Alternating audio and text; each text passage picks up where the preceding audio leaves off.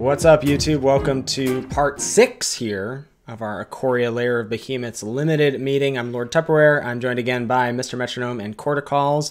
Before we dive into the multicolor uncommons here, please go ahead and click that subscribe button, click the thumbs up button, leave us a comment in the comment section. We really appreciate all the support for our growing YouTube channel. All right, diving in here, I think, though it is alphabetically last, Zenith Flare probably the best of the bunch here, highest ceiling at least.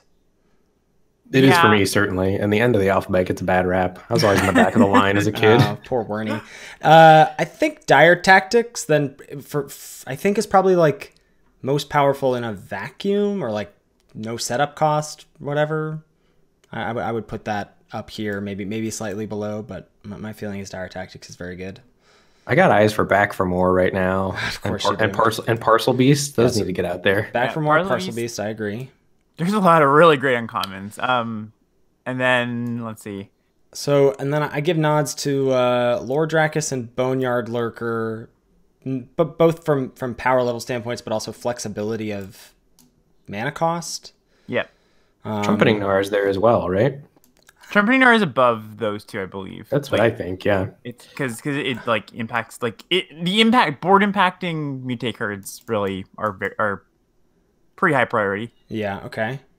And then I'm not seeing anything else here that like jumps out at me. No, everything else is like pretty archetype dependent. I would say Savai Thundermane and Sprite Dragon are the next tier.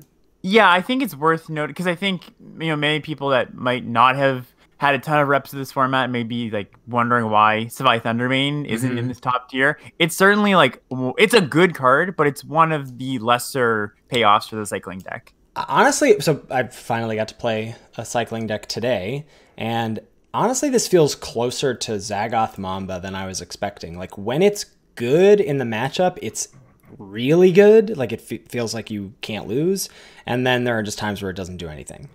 I mean, it's definitely the mirror breaker. Yes, but also like Rex, Essence, Symbiotes. You don't need it. I would rather have Flare, Valiant Rescuer, or Reptilian Reflection ahead of Savai Thundermane. Sure. Yeah. Yeah. I think if we're talking about payoffs for the cycling deck, it's probably I'd rather have Marmoset, to be honest. Like if I could only have Marmoset or that, I would take a Marmoset. I took it over Moloch today, and that, like, for me, having never played the deck before, I was like, oh, it's clearly Savai Thundermane. And then Beers SC, who's at the top of the trophy leaderboard, he was like, I actually think you should have taken Moloch there. Yeah, I agree with that. Which is like, I would not have thought that before drafting the deck today. Okay, well, so let's talk about these 7, yeah, or maybe these 9 before getting into the context of the rest of them. Does that sound fair? Yeah, let's do it. So Zenith Flare, I think #1 for all of us, just because we're still on red-white cycling, is the best deck, and this is like the card in that deck. This is the card you're digging for. It does really feel like the abandoned sarcophagus of the cycling deck in this format in comparison to HOU, because it like doesn't punish you for having cycled all your stuff. In fact, it rewards you for doing so. Well, and it's just so easy with the deck to get in 9 to 13 points of damage or something, and then it's just a ticking time bomb until you kill your opponent. Right. And then kill them in a way. Oh, go ahead, Ethan. No, please. I was gonna say kill them in a way that like they can't interact with. Like there's no interaction for Zenith Flare outside of like convolute or neutralize in the format, right? Right. Yeah. It ends the game out of nowhere. Or puts the game very far out of reach for your opponent, depending on how it's being played. And then, I mean, this is powerful, but also sort of feels like it's below these to me. Oh, that's my #2, I think. Yeah, it's weird. I really. So I've heard a lot of people being like, I think this is the best uncommon, or like multiple people have been raving about this card, saying like it's great, it's like excellent, and I think it's good. I think I'm more on Ethan's side here, though, where it's like it's a good card, but I don't think it matches up with like those other top ones there. Yeah, I mean, I love the Reanimate deck. I had a deck with this and 2 Unbreakable Bonds today, but it feels like it's 6 mana, and there is you do need to set this up in some way, whereas like this doesn't take any work. Right, exactly. And it just kills the thing at instant speed. I'm willing to put Back for More in the Trumpeting Gnar tier. Like, I think that is where I would probably put it. It's better than Lurker and Dracus for sure. And any thought to the flexibility of like, this is just a blue card or a red card, this is just a black card or a green card over this being... Well, I think the fact that it has green in its mana cost means Back for More is not any less flexible than any of the other cards here. That's fair. Yeah, that's true. I often find myself playing Back for More and not strictly black-green decks. Right. Yeah. That's where it's best, I think. And then you just get a free roll, a couple Sandworms, and you have like an Archipelagore. There's just, I agree there's some setup cost for Back for More, but when you do the thing, you win the game. Like it's not like killing their threat. You do what Dire Tactics does, and you have a 7/7 on the battlefield or a 6/6. Well, yeah. I think there's enough game states that you don't just win the game. That's what I'm with Alex. I don't think it's just always auto win. It's not auto win, but it's very powerful. No one's saying it's not powerful, Ben. We're just saying that like I think there are enough like you have to have if this and this and this, then this. Whereas I don't think Dire Tactics asks anything of you. I agree with that, but I also... So Ben, where do you want it? Do you want it in the top tier? Or do you want it He says he wants it there. I would put it in the top tier. But if both of you two fine gentlemen are voting against it, that's fine with me. Can we choose whose one time we're using for this one? Like, well, it's so early in our day of recording. I know. I hate to blow it. I'm just trying to think. So for my money, I would take Parcel Beast over Back for More. For sure, me too. I think I would take Back for More over the other three, I guess. Yeah, I would do that as well. So then we're like this. Yeah, I can buy that. I really like Trumpeting Gnar. Like it just feels like it just has a lot of the things that it fills in a lot of the weaknesses of the mutate deck, right? Like when you mutate, you want to go all in on Trumpeting Gnar or on one creature, and Trumpeting Gnar makes it so you don't get run over if they do have like some removal spell. So I think it's like it fills a lot of the weaknesses that the deck has, and I think that's really important. While just being a great card to keep mutating on. Do you want it here? Are you taking Parcel Beast over Trumpeting Gnar? Yes, for sure. Because I think Parcel Beast, if we're talking about just winning the game, when you Parcel Beast on turn 2, I think you do win the game an overwhelming percentage. Like, Parcel Beast feels like Farika's Nightmare. Elspeth's Nightmare, right? You mean? Sorry, Elspeth's Nightmare. Yeah, Elspeth's Nightmare, right? Where you do it early and it's like, how do I ever win now? Yes. Yeah. I just like, so if we're just talking orders, my order would be Flare. I think I would take Parcel Beast over Back for More. My order would be Flare, Parcel Beast, Back for More, and then Dire Tactics. Am I the only one who thinks that this is up here? Alex, are you lower on this card as well? I think it's in the Parcel Beast tier. I don't think it's in the Zenith Flare tier because I don't think it's like absurd. I think it's very good, but I don't think it's like. I mean, I guess I think pack one, pick one. I am taking Parcel Beast over Dire Tactics because I would rather play that. I would rather start a draft with Parcel Beast than start a draft with Dire Tactics. I think maybe that's the argument for Back for More as well, because we're talking about engines, and Dire Tactics is a removal spell. Right. Okay. That's my case. So then there. Yeah, I don't have any like I really love Dire Tactics, and I even really love the deck it goes in, but I don't have like strong feelings towards it being like in the super high tiers. Like I'm fine with it being in the Trumpeting Gnar tier. Like this gives you a powerful direction, this gives you a powerful direction, and this gives you a powerful direction. Yeah. Well, I think the other thing is if you're in the white-black humans deck, you also just a large percentage of the time you just get a free roll the Bone Splinters card. Right. Yeah, that's true. You get a free roll mutual structure. So Dire Tactics is great, but I think it's less valuable. How about how about this order? I like that a lot. Yeah. Okay. I can get behind that. And then next, this is all like, all right. So like the probably most powerful stuff, and then just under that, like super efficient removal spell, very flexible, strong mutate cards, and then we talked about Savai Thundermane. I don't know about Sprite Dragon here. I haven't really played with the card. I think Sprite Dragon goes a little bit lower. I've been less impressed with this card than I thought I would be. Ben, yeah, I like the little guy. Yeah, you've played with this. I have not yet. I've played with him 3 decks. It's been very good. It's not a reason to me. It's a C+. Yeah. Like, it doesn't pull you into blue-red, but it's very good in your blue-red deck. Like, once you're in blue-red, it's probably plays like a B- or a B, but it's too fragile to draft it like that. Mm-hmm. I really like Necropanther a lot. I would put it in the Thundermane tier. I think this card's like a little bit underrated right now. I'm fine with that. I agree. And then it all really falls apart a little bit. I mean, so other 3 cards I've pulled out of this pile are Primal Empathy, which I've had varying experiences with. Yes. And I think that's sort of just the part of the card, but I think it can be powerful. I probably have it like C+ territory right now.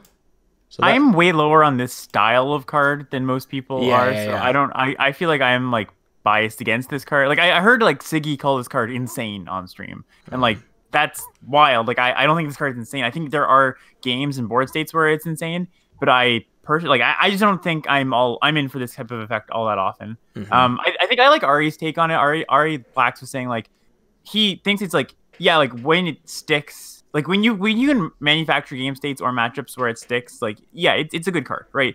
And it's just like you shouldn't put this in your deck expecting like, ooh, Primal Empathy, get in there, it's gonna do its thing all the time, right? Mm-hmm. I think that's like a pretty reasonable approach to it. Okay. And I think Proud Wild Bonder, again, flexible and good, and sometimes very scary. And Alert Heat Bonder seems like, it's a payoff for the Vigi deck. I've seen a lot of very high life totals as a result of this card. Mm-hmm. But I've not played with it yet. I like Heat Bonder quite a bit. Me too. I also haven't cast it, but my opponents have done some filthy things with Alert Heat Bonders. So are we talking like here? Like in the Sprite Dragon category? You want it up here? Yep. I would have it in the Sprite Dragon tier. Okay. I would also put General's Enforcer in the Sprite Dragon tier. I think that card's quite good. Okay. Can you talk about why? Because I have found this card not exciting for my opponent, except today I was on my Reanimate deck and I was very, very terrified of it. But can you talk to me about this card? Yeah, so in a lot of your Black-White Human decks, you just want to grind, and you just want to grind out of value, and like this gives you like a bunch of tokens for either your Bushmeat Poachers or your Sanctuary Lockdowns or your Bastions of Remembrance. Like it does everything you want it to do, basically. All right. Just like and like again, I think if you're looking at the Humans deck in the context of like an aggro deck, this card doesn't look that good. But if you're looking at it as a deck that just wants to keep grinding out resources, it's really, really good in that spot. Yeah. Okay. I'm down with that. All right. And then it feels like maybe does Proud Wild Bonder belong here, or is it a tier below? It's definitely a tier below, and for me. Okay. Yeah, you just don't end up with that many trample creatures in your deck. Like it's a fine card, but yeah. I'd probably have these 4 in a category. I think Channeled Force is in the conversation with those cards, and maybe better than some. I think Hellbonder is better than. I think Hellbonder is in the next tier. I think it's in the Heat Bonder tier. This one, okay. Yep. In this order though. I like Enforcer above. I like Enforcer at the top of this pile, but that just might be my bias towards humans. Okay. I like it above the hybrids for sure, though. All right, yeah, probably not super necessary, but yeah. Okay, and then in this category, I think Channeled Force is really situational, Ben. I want at least 1 copy anytime I'm playing blue-red. Yeah, I think it's good in blue-red, and it's a like. You actively, I will be looking to splash this card in my cycling decks a lot of the time. Okay, interesting. So top of the heap here for you guys? Yeah, I think so. I think so too. Okay. How do we feel about Skull Prophet? Like I like highly medium. Highly medium, yeah. So, I feel like you don't mill yourself that often with it. Yeah, like black. I just feel like black green, if you're doing it right, wants to be mutating. It's like it suffers from the humble naturalist problem, except at least the naturalist is like a fine blocker as a 1/3. Yep. I mean, I guess the same can be said as a 3/1, but at least the naturalist sort of survives. Yeah, I don't find that the second line of text is like ever really relevant. Yeah, it's like you do it. It's like, well, I've got nothing else to do, and I have Back for More somewhere in my deck, so It's tough to have like a mana dork that requires you to already have 2 colors, you know?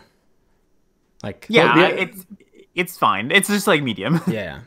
The idea of Skull Prophet is way better than how it plays out. Exactly. Yeah, that's a great way to put it. Sure. I don't like this card basically at all.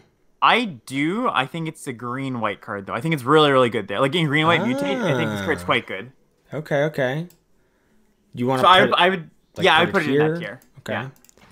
And then It's not at all. It's not at all a Boros card. Like, forget about the casting cost. You never want to cast it, right? But and I just have crystal here as to represent all crystals, which are all much better as 2 colorless cycling, I would say. yeah, There's a place for crystals in the format, I think, Yeah. in decks where you're going deep. there is. Yeah, I agree. But I don't. They're not at all high picks. They're not at all high picks. And then these poor bonders over here. Night Bonder's better than Sky Bonder. Yeah, Nightbender is better than Skybonder. I like what Ben was saying yesterday in the Black video. I think it was when it was it's pretty interesting because I think there's a place for Nightbonder. Like it's when the deck comes together, Nightbonder is gonna be great, right? Like making your leeches cost 4 or 5 if you have a few of them. But I agree. It's not a high pick, and it's like I just wanted to note it as like it is a powerful effect. Okay. And I think we're probably going to get some pushback here on why Jubilant Skybonder is like bottom of the heap here. So anyone want to take away why this card is poop soup? Are we? It's bad. I think people are just like, wow, Zoria, like hybrid mana Windrake. Why is that bad? With upside, and it's a human. Blue White just doesn't want to do flyers, and it's a human and is a downside, I think, rather than an upside. Calling something a Windrake to me is a downside or an upside. I'm just trying to prepare for the onslaught of YouTube hate that we're gonna get here. All right, so how does this look okay to you guys? Yeah, I think it's good. Yeah, cool. All right, so just a brief look at these colorless commons here and trying to put them in context of a couple other cards just because we haven't discussed them yet. I think, yesterday we were trying to talk about the top 5 commons and maybe had Farfinder as number 5-ish. So, if we're looking at the Blood Curdle representing like the top of the heap, Blood Curdle, Essence Scatter, Ram Through, Fire Prophecy, like those premium removal spells, Farfinder then a notch below. We were all right with that? Yeah, I agree with that. Yep. And then it's pretty steep drop off. I'd say like Deadweight. And I would put I probably have Evolving Wilds in the Bushmeat Poacher category, in the C+ category. I think I would, yeah. Deadweight's a C+ too, right? I think there's times I'm taking Evolving Wilds over Deadweight. It's pretty context dependent, right? When you want Evolving Wilds, you really want Evolving Wilds. Yeah. Yeah, agreed. So maybe something like that. Like, we were talking about, we had Bushmeat Poacher, maybe not the best if you've already watched the Black video, because a lot of it is sort of in context, like the Poacher and the Cavern Whisperer are sort of on par, so maybe something like that. And then the dual lands, where are we at on picking duels? It sort of feels like you're generally not going out of your way to take them. That's how I've been feeling. I've been taking them like C's, but underneath C's that synergize well in my archetype. Right, they're like C's on the wheel sometimes. Yeah, I've been taking them as in like, I basically haven't been taking them over real cards. Yeah. And it's just like that's very different. I think if you came into the set thinking you were going to draft like Konzatark here, I think that is a very different approach, right? Like Evolving Wilds and the dual lands, I've been taking Evolving Wilds. I take a little bit higher for sure. The dual lands, it's like on the wheel, or like sometimes you're actively looking for them, but I'm never taking them over real things. Yeah, so I'd probably put them like here, and then I have. This is just straight up trash. I have Egg as like Synergy C- right now. Yeah, Egg's fine if you don't get the other good mutate enablers. It does a fine job for you. And if you have Parcel Beast. Yes. And then these are all like pretty fillerish. Like it's interesting that there are, except I have not seen Adaptive Shimmer cast yet, so that may be just like D- territory. These 2 cards are interesting. Like I've seen Springjaw Trap is fine. It's cute that like this costs 0 with what's it called, with the Bonder, the Dimir Bonder. Oh, that is cute. And it's like double damage with Obosh, so it deals 6 instead of 3. Like Sleeper Dart is a cute thing to blink with Yorion. Like these are just filler cards. These are D tier cards. They're Yeah, both good these with Lurrus as well. Yeah, I was gonna say Yes. Lurrus. They're both great with Lurrus. Yeah. But yes, they're very niche. They're very niche, but not not unplayable. And I think you should be aware of where they go or what they synergize with. Yep. Yeah. Okay. Cool. That is the uncommons and the colorless commons.